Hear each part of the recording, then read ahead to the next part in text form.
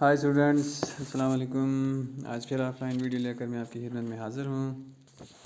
पिछली वीडियो में हमने पढ़ा था न्यू क्वेश्चन इन आइडियाज़ में द स्टोरी ऑफ बुद्धा के बारे में। आज हम पढ़ेंगे उपनिषाद्स के बारे में। Around the time that the Buddha was preaching in perhaps a little earlier, other thinkers also try to find answer to difficult questions.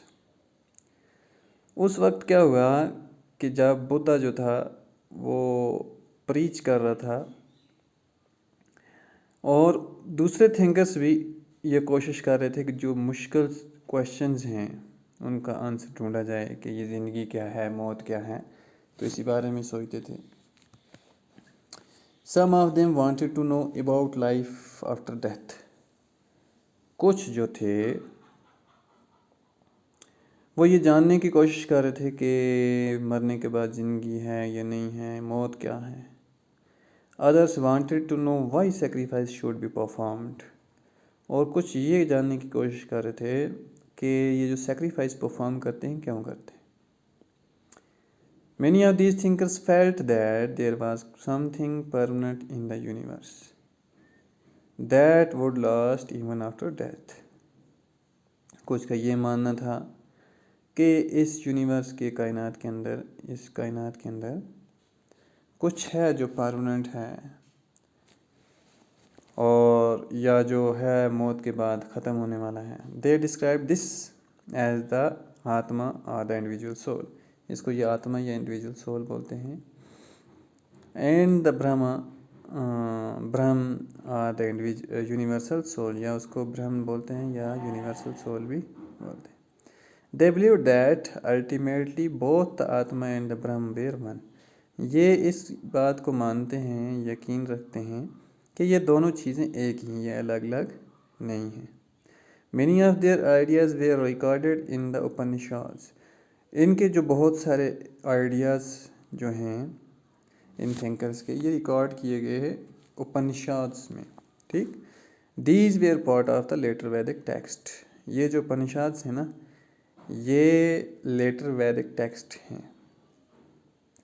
Letter वैदिक टेक्स्ट्स का हिस्सा हैं। ठीक, Upanishads literally means approaching and sitting near, and the text contains conversations between teacher and students. उपनिषद जो है उसका मतलब ये है कि नज़दीक बैठना और क्या करना, और जो टेक्स्ट है आपस में contain conversation between teacher and students, और टीचर और स्टूडेंट्स जो है, शागिर्द और उस्ताद के दरमियान जो कन्वर्सेशन है उस वो है ये। ठीक, often ideas were presented through simple dialogues. और क्या होता था कि जो आइडियाज़ थे ना वो प्रेजेंट किए जाते थे डायलॉग्स के ज़रिए, सिंपल डायलॉग्स के ज़रिए। ठीक है। Most Upanishadic thinkers were men, especially Brahmins and rajas.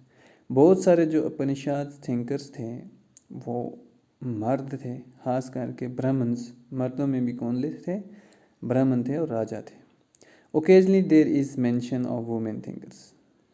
कुछ वुमेन थिंकर्स की भी बात हुई है, आई है इसमें, such as Gargi, who was famous for her learning and participated in debate held in royal courts। और जो क्या थी, मशहूर थी अपनी काबिलियत की वजह से, और पार्टिसिपेट करती थी डिबेट्स में, कोर्ट्स के अंदर, दरबारों के अंदर। Poor people rarely took part in these discussions. जो गरीब लोग थे वो शायद ही कभी कभार हिस्सा लेते थे इन डिस्कशंस में। One famous exception was Satyakama Jabala.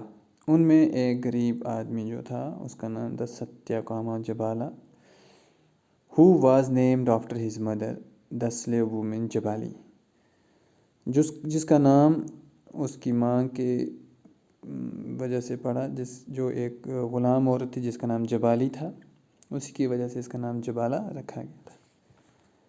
He had a deep desire to learn about reality. He was accepted as a student by a Brahmin teacher named Gautama. और उसने क्या किया था, रियलिटी के बारे में सीखा, और वो किसका स्टूडेंट था, ब्राह्मण टीचर जिसका नाम गौतम था, उसका वो स्टूडेंट था. And became one of the best known thinker of the time, और उस वक्त का एक मशहूर थिंकर हुआ. Many of the ideas of the Upanishads were later developed by the famous thinker Shankaracharya.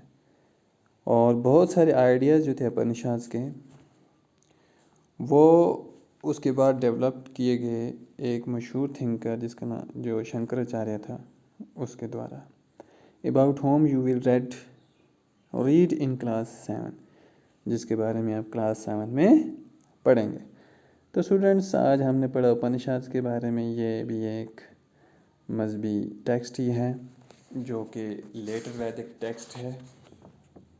ठीक है, हाँ, लेटर वैदिक टेक्स्ट का एक हिस्सा है, तो उसके बारे में हमने पढ़ा. तो आज की वीडियो में इतना ही काफ़ी है.